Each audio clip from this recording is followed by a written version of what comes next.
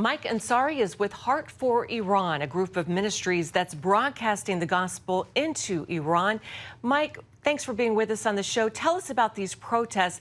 How are they different from those in the past? Well, Wendy, this is a big deal. This time around, Iranian protesters, they don't seem to be afraid. Iranian government has realized that they're dealing with an unprecedented threat from their own people. The slogans, as you just heard, against the Ayatollahs are echoing across the world. But this time we've seen an expression of unity between Iranians in diaspora and the ones in the country of Iran. The global protests across London, Paris, Berlin, New York, D.C. are still going on. These people know that if Iran is successful in developing a nuclear weapon, it becomes more entrenched and more violent. So people are calling us from Iran and asking why the world leaders and most of the Western media are not doing more. The general sentiment is that if the current regime is mercilessly killing its citizens now, just imagine what it would do when it has access to a nuclear weapon. These religious police, are they one reason so many young people are turning away from Islam?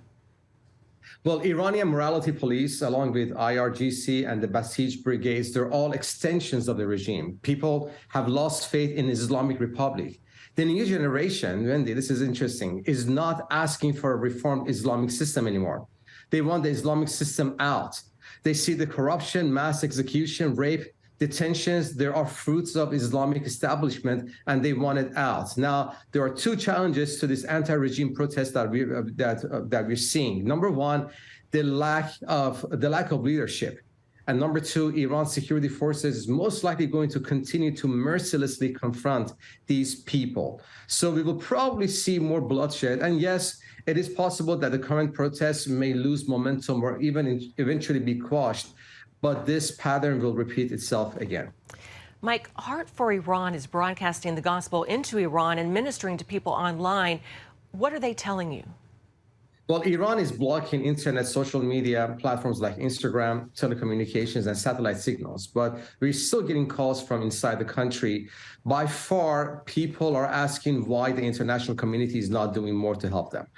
They feel they're alienated, and yet they're hopeful. Mohabbat TV, our channel, has been front and center in sharing its support for a free Iran, where people can once more enjoy civil liberties and religious freedom.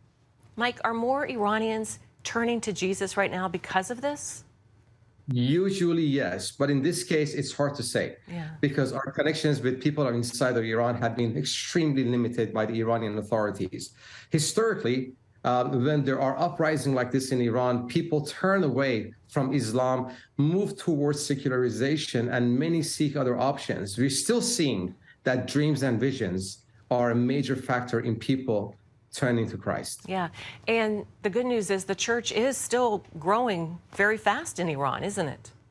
Absolutely. The underground church is very healthy, is thriving, is growing. And as we see these uprisings, people turning away from Islam, there are more people that are adding to the underground church movement. So please pray for God to establish his church in Iran.